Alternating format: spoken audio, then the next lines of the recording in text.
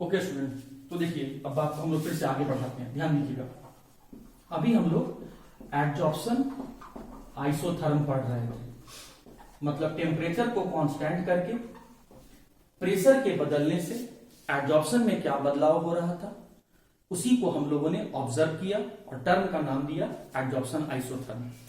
तो adsorption isotherm process को दो साइंटिस्ट के द्वारा स्टडी किया गया। पहले साइंटिस्ट का नाम था फ्रेंड लीच और दूसरे साइंटिस्ट का नाम था लैंगमीर। तो फ्रेंड लीच और लैंगमीर दोनों ही साइंटिस्ट ने टेम्परेचर को कांस्टेंट रखकर प्रेशर के बदलने से एडजॉर्प्शन कैसे बदल रहा था, इसी बात को एक्सपेरिमेंटली स्टडी किया और अपने ऑब्जर्वेशन को नोट करके दुनिया को इस प्रोसेस के बारे में समझाया। तो आपके एग्जामिनेशन पॉइंट ऑफ व्यू से Freundlich adsorption isotherm important है, उसी बात को हम लोग यहां पर डिस्कस करने जा रहे हैं कि टेम्परेचर को कांस्टेंट रख के प्रेशर का एडजॉर्प्शन के साथ या प्रेशर के चेंज करने से एडजॉर्प्शन कैसे चेंज हो रहा है, इसी बात को एक्सपेरिमेंटली स्टडी किया गया फ्रेंड लीच के द्वारा और टर्म का नाम दिया गया फ्रेंड लीच एडजॉर्प्शन आइसोथर्म। तो देखिए, फ्रेंड लीच ने अपने एक्सपेरिमेंटल ऑब्जर्वेशन से, अपने एक्सपेरिमेंटल स्टडी से जो ऑब्जर्वेशन किया, उस ऑब्जर्वेशन का जो इक्वेशन निकाला, वो कहता है कि x by M proportional to या फिर हम कह सकते हैं x by M equals to K P raise to the power 1 by n। ये इक्वेशन फ्रेंड लीच के द्वारा दिया गया था और ये इक्वेशन कैसे आया ये मैंने आपको बता दिया।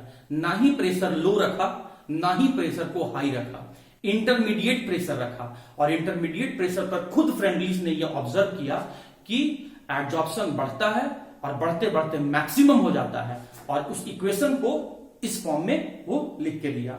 और ये कैसे आया मैं इसके पहले वाले वीडियो में आपको बता चुका हूं। अब देखो स्टूडेंट, जो मैथ्स वाले स्टूडेंट होंगे वो तो जानते होंगे और जो बायो वाले स्टूडेंट हैं वो ध्यान से देखिए। मैं यहां पर कुछ मैथमेटिकल फॉर्मूला लिख रहा हूं लॉग का।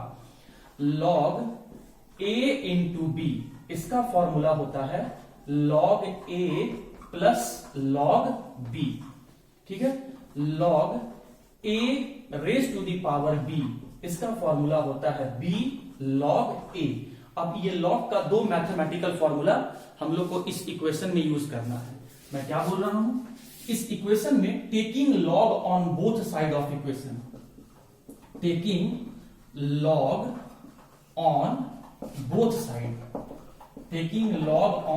Side of equation. अगर आप चाहो तो इसे इक्वेशन 1 बना दो, इक्वेशन 1। इसे आप इक्वेशन 1 बना दिए हो और कह रहे हो कि इसके दोनों साइड में लॉग ले लो, तो यहां से क्या लिख सकते हो, log x by M equals to log, अब देखो लॉग, चलो इसको मैं करता हूं लॉग के P raise to the power 1 by M. तो देखो तो जरा, ये लॉग a इंटू बी है, तो इसके जगह में हम लोग क्या लिख सकते हैं, log a plus log b।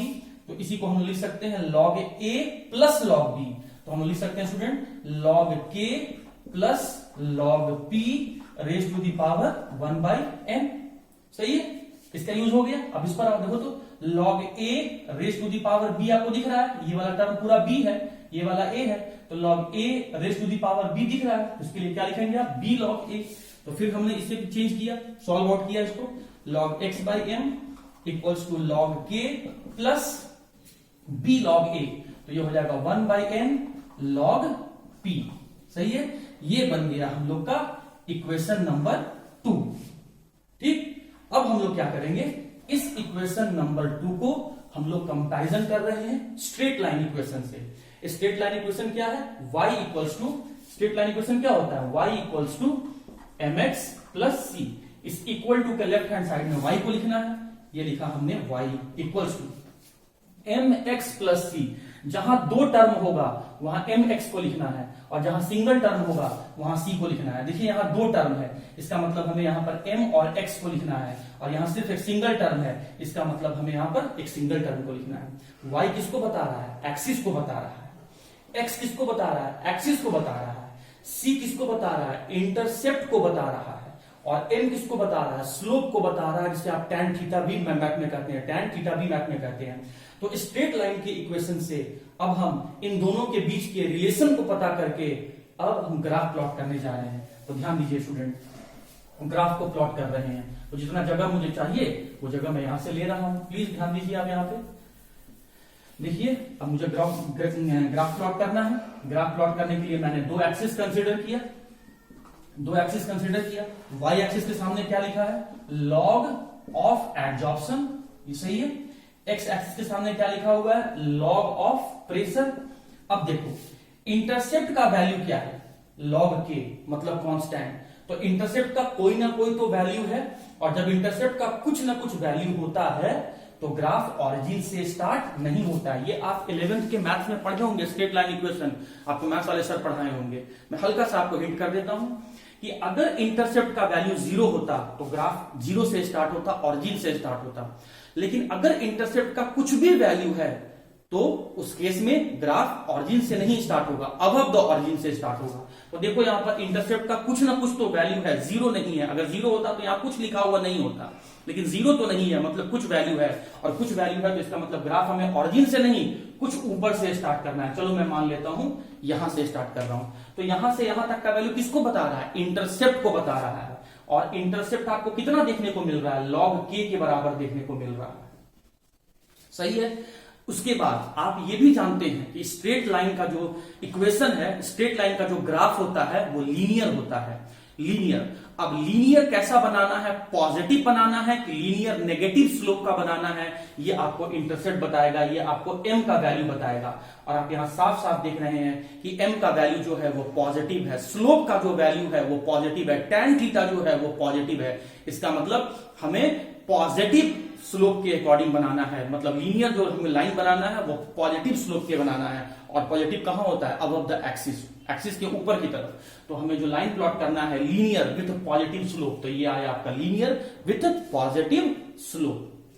तो यहां स्लोप का वैल्यू कितना आ रहा है, स्लोप कौन बता रहा है, m बता रहा है। इसका वैल्यू कितना होगा स्टूडेंट, इसका वैल्यू आ रहा है 1/m, n। और यहां पर इंटरसेप्ट कितना हो जाएगा, इंटरसेप्ट हो जाएगा आपका, इंटरसेप्ट का जो वैल्यू होगा वो हो जाएगा आपका log k के बराबर। तो उम्मीद करता हूं कि फ्रेंडलीज एडजॉर्प्शन आइसोथर्म का इक्वेशन कैसे सॉल्व आउट किया गया और ग्राफ कैसे प्लॉट किया गया, ये बात आपको समझ में आ गया होगा। अब देखो स्टूडेंट, एक बात यहां से ये भी कह सकते हैं, अगर ग्राफ आप समझ गए तो मैं यहां से इसको मिटा दे रहा हूं, और ऑब्जर्वेशन को आप नोट करेंगे कि देखिए जब दो केस देखिएगा, इफ 1/n इक्वल्स टू 0, अगर 1/n ये 0 हो गया तो p रेशो दी पावर 0 ये 1 हो गया, तो यहां पर x/m का वैल्यू कितना के बराबर आया, ये k के बराबर आया। और ये कब आ रहा था, हाई प्रेशर पे आ रहा था। लेकिन अगर 1/n का वैल्यू अगर 1 आ जाए तो ये अगर 1 आ जाएगा तो p रेशो दी पावर 1 हो जाएगा। तो ये क्वेश्चन क्या बन जाएगा, x/m equals to k p। ये कब था, लो प्रेशर पर, मतलब जब 1/n का वैल्यू 1 आता है तो एडजॉर्प्शन जो प्रोसेस है वो प्रेशर के बढ़ाने से बढ़ता है। लेकिन जब 1/n का वैल्यू 0 होता है तो उस कंडीशन में प्रेशर के साथ एडजॉर्प्शन का कोई रिलेशन नहीं होता है। कहीं p लिखा हुआ दिख रहा है क्या, तो जब 1/n का वैल्यू 0 होगा तो प्रेशर के बढ़ाने से एडजॉर्प्शन नहीं बढ़ेगा, मतलब adsorption is independent of pressure. तो उम्मीद करता हूं आपको फ्रेंडलीज एडजॉर्प्शन आइसोथर्म भी समझ में आ गया होगा।